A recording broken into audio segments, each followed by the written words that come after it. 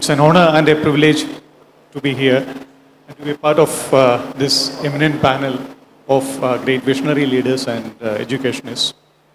So last night I was discussing with a few friends of mine about the topic and also the panel. And then most of them are in fact into academics. So they raised a pertinent point. That you see, I come from Kerala, and a while ago we had the session of Dr. Shashi Tharu with Riyadh, and then so there was this point which was mentioned. In Kerala we have around 2.25 lakh seats for undergraduate studies. Just now the admissions closed. So spread among 4 universities across Kerala, you have 2.25 lakhs, so approximate number. And now after the admissions are closed, more than 1 lakh seats now remain vacant, open. So Dr. Tharu cited a few reasons for that. Now, I'm not going to do that. My point is, we are in this session, we are looking at shaping a world-class Indian student, and I feel that in many cases, all our best institutions are, I think, getting focused in our big cities, metropolitan cities. And Professor John Verghese, I want to ask this question to you because you head the St. Stephen's College, and here in Delhi and in Stephens, I know how difficult it is to get into Stephens. Our editor is a Stephanian, our chief associate editor is a Stephanian, and we have quite a number of Stephanians here. So, and I was a JNU student. So, when I was a student there, I used to have lots of friends who were Stephanians, and they used to come with that sweatshirt with that Stephanian thing. So, you have these great institutions in our big cities. So, we are looking at a situation where we are possibly creating islands of excellent students in excellent institutions where accessibility remains a problem for others across the country. So, if you want to shape a world-class Indian student, I think the access to education, world-class education, it should be democratized, it should be opened up. So could you tell us whether it is possible or how we can go about it? Professor John Verghese. Thank you, Ajish. Good morning, everybody. I don't think we have a choice when it comes to democratizing this kind of education. Whether we like it or not, education today is global. We are no longer bound by boundaries, whether it's national boundaries or regional boundaries. And we have, as a country, proved to the world that we can lead. You look at the big institutions, both private, government, the UN, we have men and women from India who have done well and who are leading these institutions. So yes, we have the potential, but there is much that needs to be done. The NEP is in some ways a move towards that, but I wouldn't say that the NEP covers all aspects and that the NEP is foolproof. Yesterday we celebrated 5 years of the NEP, but we have also found several shortcomings, and we need to address all of these because our capabilities are there, but we need to ensure that our students, the young people who are going to be leaders, have everything to push them forward. That is what happened with Indian education 30 years ago, because we had, even if it was very basic, very value-driven education. And that, I think, has helped bring up the leaders which we have today across global institutions. So there's a lot to be done with our institutions today, and yes, we must address these concerns. Thank you, sir. Now let me come to Dr. Somnath. Sir, you are not a Stephanian. You didn't start in one of our big cities. If I read correctly, you did your pre-degree at Maharaja's College in Ernakulam. Then you went to TKM College in Kollam for your undergraduate BTech studies. And then, of course, you went on to IIC, IIT. So I think, and then you went on to lead one of India's foremost scientific institutions and took it to great heights. So I believe that you have seen both worlds. You have seen how it is in a provincial city of India. Then you have led this institution. So you have seen this both. So in your experience, do you remember anything from your, we have lots of young students here, kids in uniforms, very refreshing and very nice to see you there. So do you remember something from those days that inspired you? It's clear that, it was a kind of world-class experience that you got and that you developed. You remember something from there, something as an inspiration, and then how do you address these concerns, which I just mentioned, about the accessibility factors? No, I'll come back to my story of the inspiration later. But then I would like to address the question that you raised in the beginning of this panel. Are you looking at world-class institution or are you looking at world-class student? I think these two are different issues. The one which you are now worried are more of the world-class institution. The student comes later. And you said about St. Stephen's, students aspire to go there because it's a world-class institution. And you also raised another pertinent question whether the number of institutions in the state like Kerala, there is huge number of seats which are vacant, unfilled, because the students do not aspire to go there. No, the issue is now very clear. The institutions which you are talking about are not world-class. See, then the question of how do you really create world-class institution? This comes out of various elements and factors. It requires time to build them. And also it needs to be built for the demand that it actually put into the society. And the second aspect is the students who are really aspiring to go there, the community which you are living, the social demand which are existing there for education. Then that also matters. I think you would have also watched the type of migration that is happening from this state to the other places where the quality of education itself is so abysmally low. And there are people going there in large numbers to such locations where the education is of not that high. So the question of seats getting unfilled, the question of migration for education, there are social questions rather than specifically connected to education. I would like to separate out these two. Then the point that you mentioned about my upbringing and my background, that was 50 years back. I think there is no way need to compare at this moment. Now I can tell you that you talked about a college in Maharajas, which was a metropolitan police college, which was very top-end college at that point. I had opportunity to go there from a village to go to college and then further get educated at some of the premier institutions. Because the college which I studied in TKM was only one of the 5 engineering colleges in the state at that point in time. And so they were really the top ones, if you really want to talk about. But today you look at the type of colleges that are around. Look at the professional education, the hundreds of engineering colleges in the state. The quality of education still are among only a few, select few, not many. I think the effort of the management to keep that quality high with service the type of the expenses or the returns that will come out of it becomes confusing for them, and they don't pay attention to this to bring it to that level. But I think the current scenario of the demand of the education reform, primarily from NEP, is actually forcing many of them to improve the quality.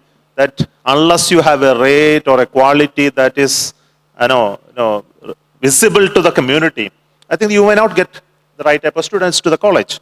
And you may not even get the right type of faculty to the college. Another important issue which is coming is the type of education is also changing. I think earlier the education was only to teach someone, but the teaching element is coming down, mentoring to build them to connect to the industry, to enable them to become entrepreneurs, to skill them for various things, and specifically for employability, multidimensional skills, collaborative approaches across institutions and research. All these elements are coming to educational institutions, and unless some of the institutions understand this and reorient themselves, I think the growth to a world-class institutions won't really occur. Thank you. Thank you, sir. Taking on from there, Dr. Srinivas, I'll just skip you for a moment and I'll go to Dr. Chatterjee once because it's a related question, So he mentioned that 50 years ago in Kerala, we had only 5 engineering colleges, and he went to one of those colleges. But if you look at the situation now, you have so many of them. I don't have the exact number, but then definitely so many of them.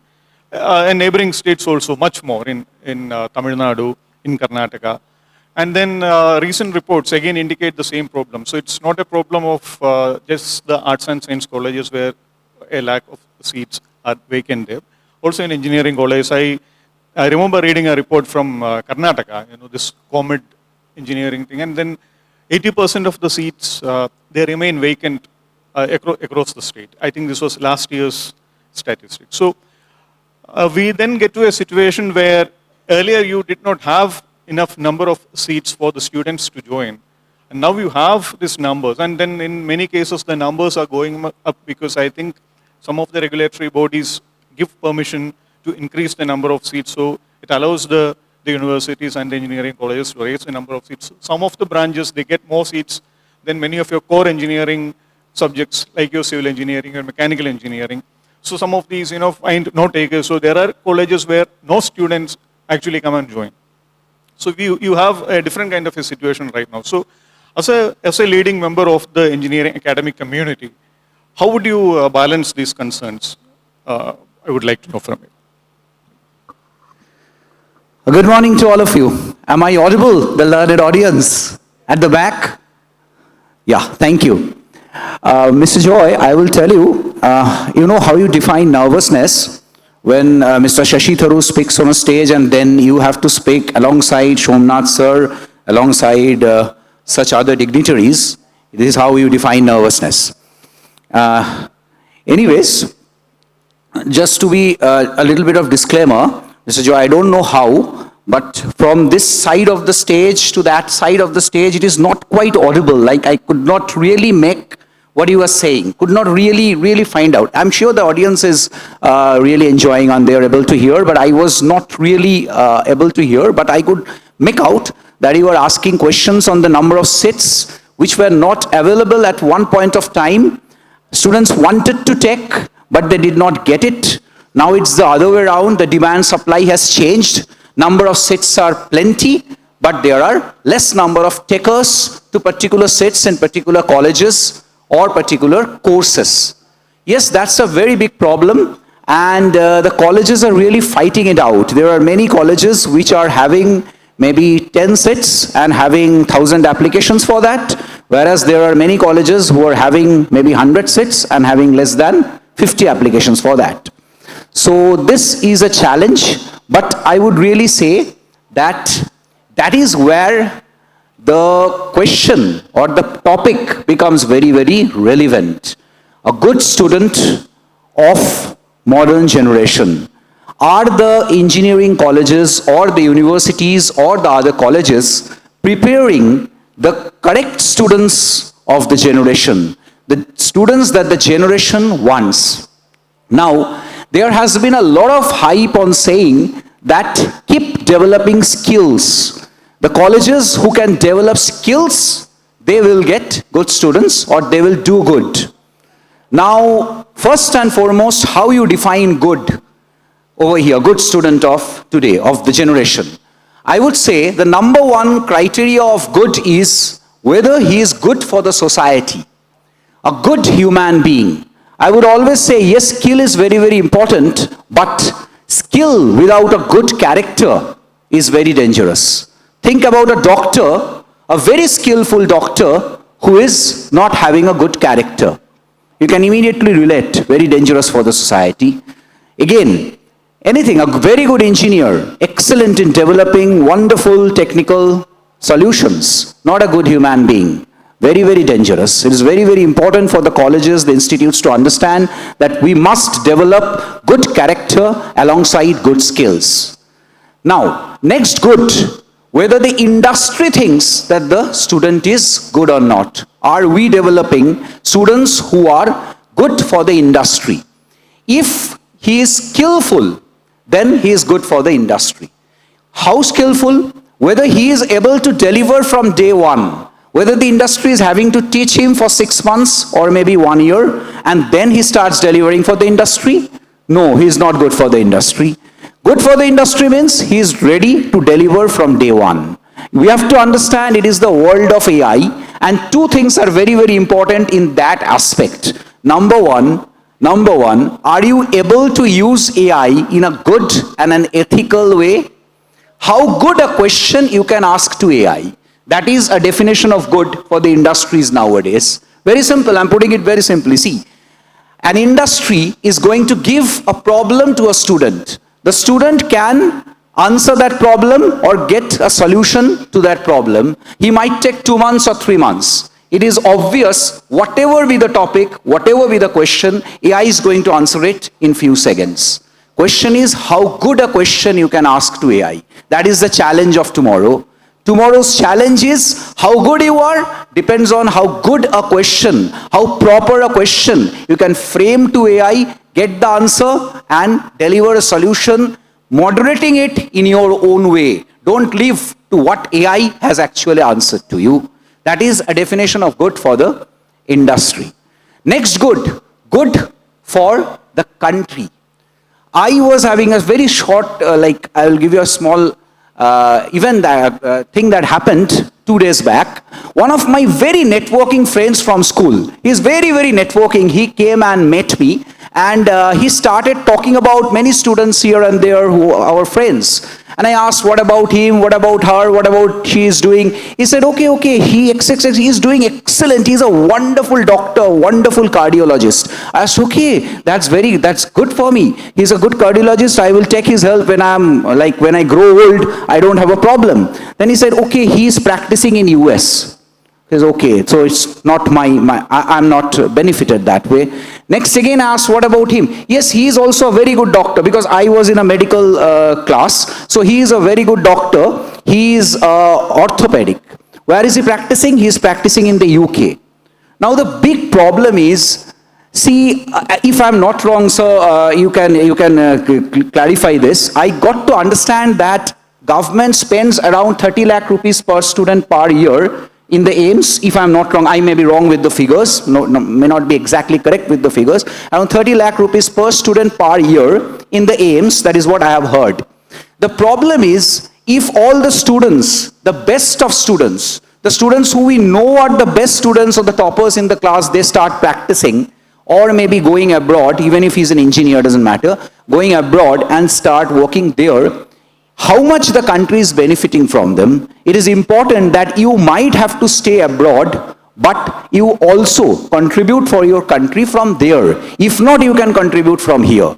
So that is a definition of good when the country is concerned. So these, I believe, are few points, and one last point I would say, that the world of today needs enterprising people, students who are entrepreneurs, students who are not looking for good jobs, but in the lookout for creating good jobs. That is again very, very important. And entrepreneurs is not just entrepreneurs making your own company. Entrepreneur can also be enterprising in the company in which you are working. Are you able to create a workspace or create something new job for people in the company in which you are working? Very, very, very, very important, and a definition of a good student also in the modern world, as you have asked. Thank you so much. I think I made some sense in this panel of stars sitting over here. Thank you so much. Thank you. Thank you.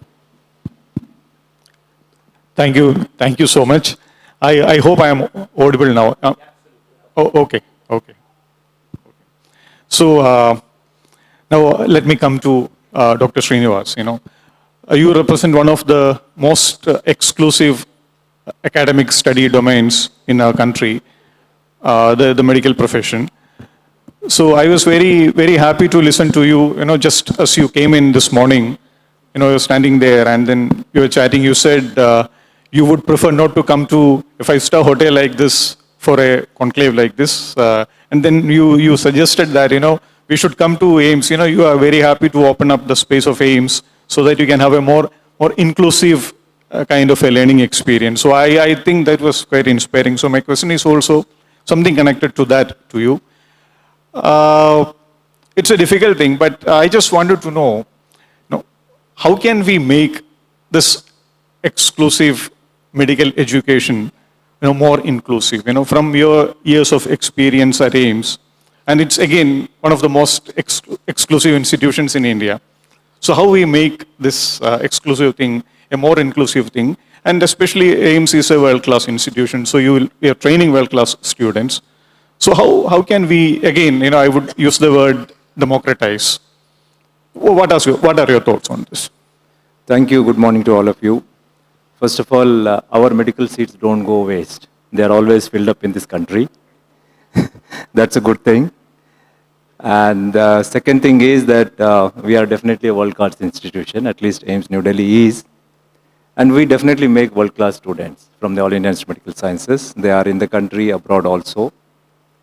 What is important is that if we have to make world-class students, as sir said, that first thing is we need world-class institutions. The ecosystem, the platform has to be there. Ecosystem and the platform, especially today, what is happening, even in the medical students also, the kind of interest which we have in the studies, going to the classes is coming down over a period of time. And we need to look into that how we can put the technology into the education. Whether it is, digitalization is happening with the teaching learning experiences, newer methods of the teaching is coming or not. And the students don't want to just to mug up the things and pass examinations, get the gold medals. Because today's challenges are totally different. Their dreams are totally different. The requirements of the institutions, individual, the country, and the mankind is totally different. So we need to fill up that gap. And if you look into that, the All India Institute of Medical Sciences has put up that ecosystem, that platform wherein they can have an approach of integrated teaching and learning systems. It's not just learning from the patient or the clinical side, but also coming to the laboratories, simulated laboratories, mentor teaching, and collaborations, and giving an opportunity for the youngsters, the students and the postgraduate students, the MBBS students and the postgraduate students, the senior resident doctors, an opportunity to collaborate and do the research from the beginning. Because at the end of the day, it is not just studying and getting the marks of passing the examination, but are we prepared for the country? Are we prepared for the country? We're talking about the Viksit Bharat. The Viksit Bharat cannot happen without the healthy people in the country. Health of the people of the country again has to come from the health of the best of the institutions and the doctors we are producing. And that can only happen, look into the kind of equipment which we import in the medical technology. If I look into our own operation theaters and ICUs, 80 to 90% of our equipment is imported. We don't need to do that. We don't need to do that. And that's where the platform at All India Institute of Medical Sciences is aiming to integrate, collaborate, give them an opportunity to do the research from the beginning. And we are trying to reach out to the academia and the industry partnership, because that is very important for our R&D so that we can cut on our equipment imports and be prepared for the future. The future is not just medicine. The medicine is no more pure medicine now. The medicine is more of technology now and the medicine. So there's somewhere we need to look into that. And then I was discussing with sir that, the space engineering is in the space, but the space medicine is grounded still, So we need to integrate the medicine also more and more with the technology, more and more with the AI and other things. And the AIMS has taken the leadership role on that. So if I may just follow up on that, again going back to the student part, I remember reading one of the interviews.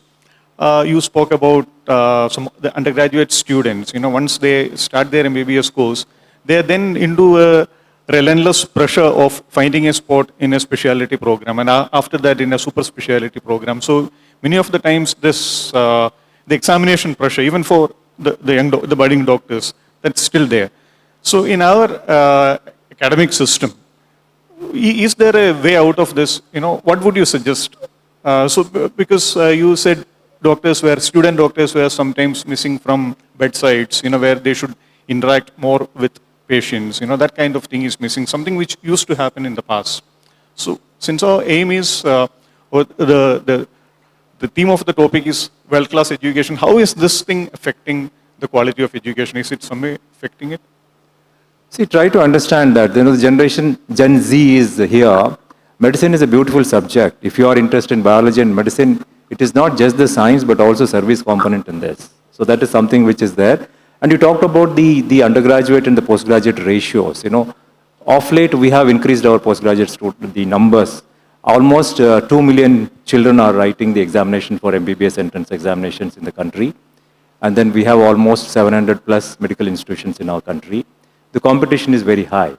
But 10 years back, we had a huge gap between the number of undergraduate students who are coming out and the number of postgraduate students. The seats availability was very less. Now we are decreasing that gap. More and more of the postgraduate seats have been added up, not only in the medical institutions as an MDMS, but also in hospitals as a DNB program. So the gap between what the undergraduate students are coming out and the availability of the postgraduate students is decreasing. Because no more people want to be just a plain MBBS doctor. We want them to be, they all want to be an MDMS or super specialty with a DMMCH. But one advantage of the medicine is it's not just the doctor. The medicine has a huge spectrum. You can go on to the patient care services as a doctor, physician, surgeon, cardiologist, or whatever it is. You can become a professional teacher. You can get into the medical institutions and teach. Not only the medical professional, but also the paramedical courses and the biology. Biotechnology is a part and parcel of this thing. Biochemistry is a part of the thing. Microbiology is a part and thing. Medicine. In addition to that, the research. COVID has told us, how important is that the medical research has to be done in our country. And then these are the people, the medical graduates and the postgraduates, who are going to be part and parcel of building that ecosystem, preparedness, so that we are prepared for the future pandemics. Again, that's the thing. And of course, beyond that, the public health is a big thing, not only for the country, but also for the global south. And whatever the initiatives which we take on in this, our country, they are going to be useful for the rest of the world, especially for the global south. So it's not, the medicine is not just treating the patients, it has all the spectrum of the things, and the opportunities are very wide, the spectrum is very wide for the service. Thank you, Dr. Srinivas. Dr. Somnath, now if I may come back to you, we have students, we have leaders of educational institutions here, and you are one of the visionary leaders of our space technology, the frontier technology. So is there a message to them, both the students and also the leaders of the institutions, how we can kind of transform into cutting edge technology, from an industrial era to a post-industrial era learning. You have aerospace, you have quantum mechanics, and a whole lot of things. So what could be that one thing that you would like from both the students as well as the leaders of the institutions? No, it's a very complex question and it has so many points to cover if you really want to answer it to its fullest. One, of course, is creating institutions and identifying students who should take those courses. A selection process of interest and affinity towards a topic, both becomes important. One, of course, is creating institutions which have some core strengths. I think it's very important to create world-class institutions won't always happen on generalities. I think this is very important as slowly people are understanding this, how to create institutions which will address certain segments in a very focused manner. For example, one topic which is mentioned is the bio and technology coming together. I think this is a very, very important area where we need to understand it. And then how to create some institutions of that class, which is very world class. Here you need to bring in multidisciplinary people, doctors, engineers, technocrats, software developers, data analysts, a wide spectrum of people addressing this sector. Also, a doctor mentioned about the equipments, which has a the hospital equipments. For example, it's a huge research area where we need to have institutions which will do research in it and then build them, which include sensors, signal processing, building equipments, creating brands and creating value. How do you really create focused institutions under the umbrella of the generalist institutions and university that exist here? So this is one domain, and I see specifically for space, we are looking at it, how to create one institution, which we have one, which is focused on space, and the people coming out of them are really good in doing that type of work. Similarly, there are issues which related to these domains in plenty. I don't want to list all of them because there are so many. So one of the four I see is under this university, can you create centers or domains which is focusing on some of these core strengths which you want to take it to some world class. If you want to take the entire university to world class, it takes huge amount of effort and exercise and investment. At least some of them, some pockets of such excellence can it exist in this country. This is one thing which I would like to address. Second is how to identify people who are really keen to pursue these choices. Now, this again goes with the examination, selection processes, identifying them, and also to creating a support system for people who are really keen to pursue this. One of the issues which you are facing today is creating world-class student is the need of education is very much there in societies, because I come from a society in Kerala which is the need of education is very, very high in every family, but it may not be true in every part of the country. I think we can take it as an example, pan-India. But when you want to take state like Kerala, if you want to look at it, the students who are coming out are not very clear what really they want to do. Some of them, they go around and try to find out what exactly their passions. And the society which around them is also changing. As already in the morning we discussed, the classical education and then professional education like engineering, medicine and law and those, that's also weakening, I think, towards this. And people want to look at entrepreneurship and then multi-domain skills and capabilities, etc. So they are also a little confused about what they really want, and the pressure from society is also making them to choose courses which are not suiting them. I think all these systems around, we must find out ways to pick those right people in such centers of excellence. And if you can do that, both will grow. The centers of excellence will grow with the right research capability. Students who are coming in will also be of high quality. Second part of which I want to tell you is connect between these centers of excellence to places where the outcome of this will be translated into. For example, industries. This is again a weak domain. Education institutions connect to industry ecosystem continues to be a weak area which is not allowing world-class institutions to develop. Because the output of that university is not being fed into anything else. No, because of the current evaluation of university, etc., focuses more on publishing, patents, for example. Patent is another area. But nobody looks at how much of the patents are really getting translated into commercial outcome. I think there is no measure to it. Many of them publish, take patents, and it's only for patent numbers we look at it. But then we call it translator research, but then I won't use that word much. But then how much of industry-oriented research actually takes place in institutions, at least in the centers of excellence which I mentioned, and then take it to the commercialization of that in a continuous manner, whether the communication between industry and academic institutions is going to be of reasonably high level, not based on, I have signed some 10 MOUs with industries around for claims like that the university big beyond that, if you can really take it. I think that will create some super visible centers of excellence in this country in universities. It's possible in the current universities, in the private university ecosystem. I think some of them are focusing on such areas. I will rather suggest, instead of choosing every area to excel, choose some area to excel and bring in the best of brains across the country in those institutions. You should also try to bring faculty.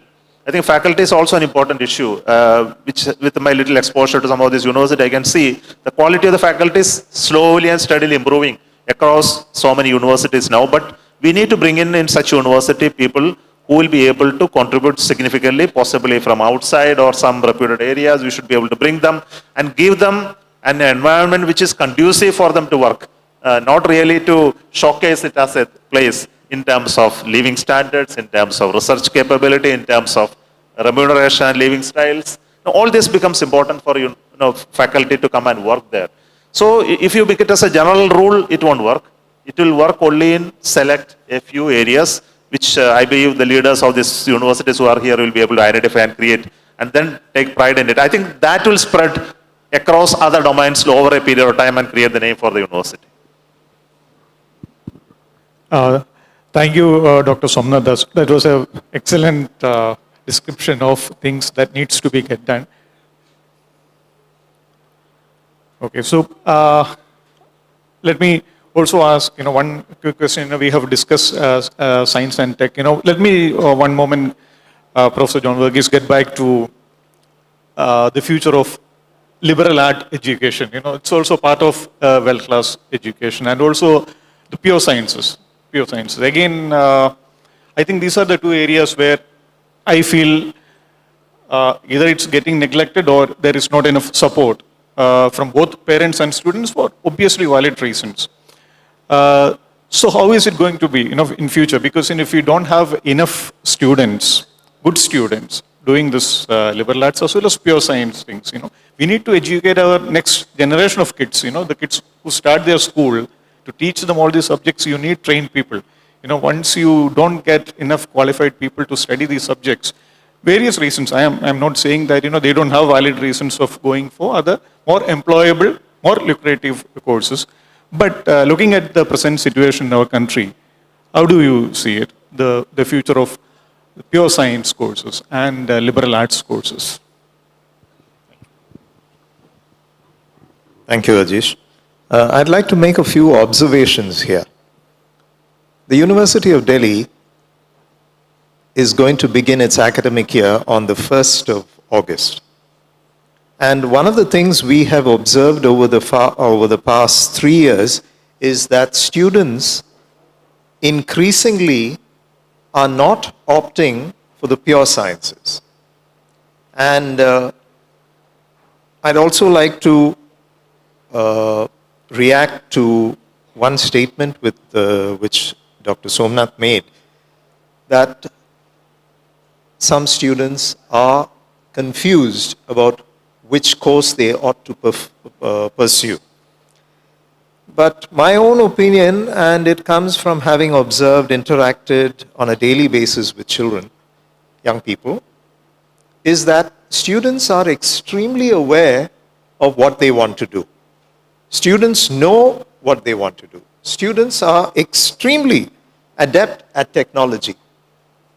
And yesterday I was at a meeting where we had a senior official from the AICTE who said, and she was very right when she said this, that technology keeps changing every 2 or 3 months. The students adapt to it in 5 or 6 months. The institutions adapt to it only in 2 years. The teachers adapt to it in a space of 2 years. And by the time, the technology is outdated. But the institutions, including the regulatory institutions, they take about 5 solid years to adapt to that technology. So therefore, by the time an institution is permitted, or by the time the teacher gets to know and use the technology, the student who is sitting in class is eminently bored, because the student is not getting what he wants. The student perhaps knows more than the teacher or what the institution can give. This is where I think multidisciplinary activities, courses need to be redesigned so that it is thrown as a challenge to our young people.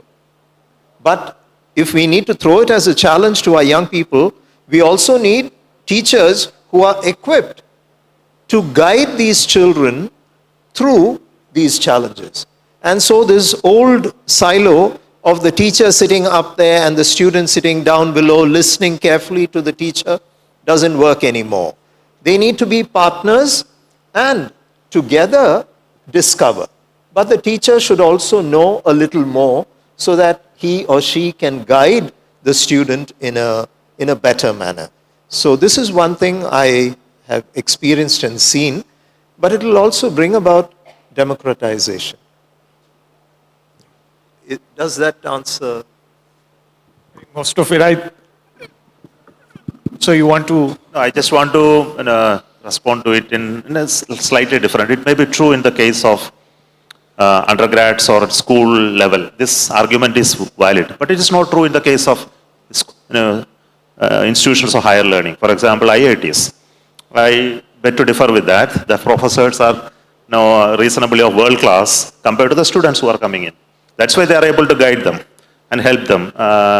If you say the students there are better equipped than the professors, then of course there is no point in going there for a research under them.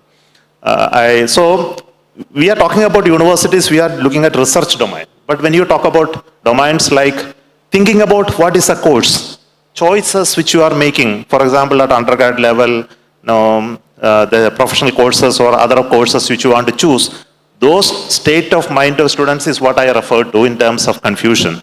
But once you have chosen the path to lead to a research level, the choices are very, very clear.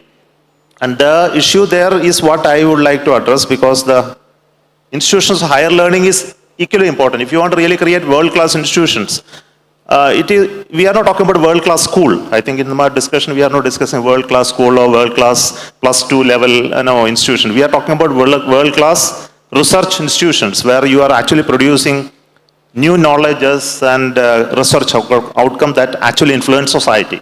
I think if you are talking about such institutions, the philosophies are still that the teachers must be of greater quality than the students which you are coming in there. And they must be educated on the technologies and knowledges which are on par. I think that is what is mandated for most of the top level institutions.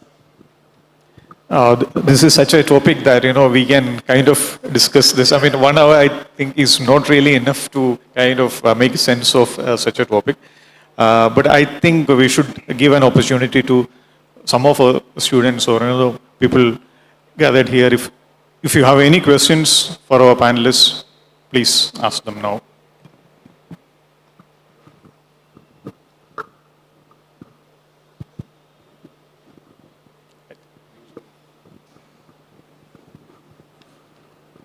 I'm Dr. Pal from All India Institute of Medical Sciences, Dean Examination. My question to the panel is, we have definitely world-class students, there is no doubt about it. All these names you mentioned, Sundar Pichai, all the technology institutions in US, all headed by Indian students, they're all educated from this country. We have no doubt we have world-class students, but unfortunately we have very few world-class institutions. So in the schools, we are taught, that Mr. Tharu told, that how to answer. We have never taught in our school how to question the teachers, how to question, how to out-of-box thinking. Unless this is inculcated in our kids, this innovation. For example, I am giving you, in 75 years, India has never discovered any drugs. The so-called COVID drug was only manufactured somewhere else and manufactured in India. We are a big hub for manufacturing drugs. But unfortunately, in this country, we have never developed one single drug in 75 years. You know what is the reason? We have called CDSCO, that is the pharma controlling regulatory authority. In this country, we cannot do an early phase drug development, phase 1 and phase 2, where you have to, if you want to develop, if you have chemistry, develop a drug, are we going to America? Are we going to Germany? Are we going to Australia to do the testing? Why in 75 years we cannot question this? If you are developing a drug, you cannot test in human being in India. Are you going to do Africa do the testing? Is this simple question cannot be asked to this organization? If America is allowing their people to be tested, Australia is allowing to this day, UK is allowing, why not we Indians are more precious than? Because nobody has thought in that line. All these years, the drugs come under the chemical and fertilizer department. So that's what I'm trying to see. There are many areas where needs to be improvement. We can only talking that we can be world class, it will never happen. We have to enable this system to make it world class. Thank you. So, 1 second. There's a point that I agree with you, sir, what you've just mentioned. I feel regulations should be relaxed, because unless these regulations are relaxed, the talent, the potential cannot be taken to the next higher level. I can give you an example. 2017, we had made a request for autonomy. We are still waiting for a response to that, because for different reasons, it hasn't happened. So, and I know that in college, we have excellent potential. Young people who are being called by institutions abroad, but they cannot work within college, within India. So I think, yes, if regulations can be eased up and speedily, Not after 5 years, not after 8 years. It needs to be done when it is pertinent. So you may want to add to this. Okay. Any other questions? Okay.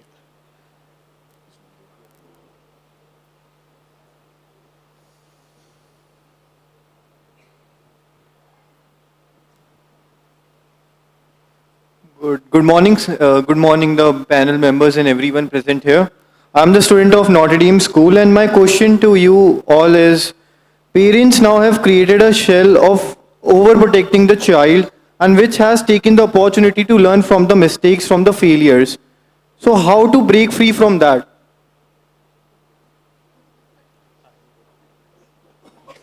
Do I need to repeat that? Do I need to repeat? Yeah, could you please come a little forward? It's a little difficult to. No, the question is understood. He's saying that can I make it a little bit clear? Like you're saying that when homeworks are being given by school, the parents do their homework for you. So how will you learn from your mistakes? Is not that so? You can say that, but it's not exactly what I'm trying to say. I'm saying that parents are not giving the opportunity to the students, to the child, to learn from their own mistakes, because they are holding their backs every time they try to do something to go out of the way. So I want to know that how to break free from that. No, is it a new problem or a problem that exists all through the generations? I want to tell you, my generation, when I was a child, I used to tell same thing. Nothing has changed. So sir, is there not a way out from that? But you know artificial intelligence, they don't. So you can always take help of that. So yes, the answer, yeah. So the thing is that, yes, see, it's a problem that nowadays, so I really believe the problem, as you said, was existing since the start of time. But the problem is increasing, I really believe. And one thing to be noted is the exercises that are being given by the schools or by the parents also to their children are increasingly getting more and more difficult. Increasingly difficult. As a result, again, the parents are having to interfere in that and solve the problems for the students. So I really think that herein a little bit of personalization is needed, which is the job of AI again. But no, we as human beings can also do a little bit of personalization. Understand, we as parents can understand the level of understanding or the level of intellect of our students and pose problems accordingly. And believe me, it has been proven that giving personalized problems to even weaker individuals make them stronger individuals. If we keep giving difficult questions to a lesser individual in terms of maybe understanding or terms of maybe his brain or whatever, then the difficulty level for him or her increases.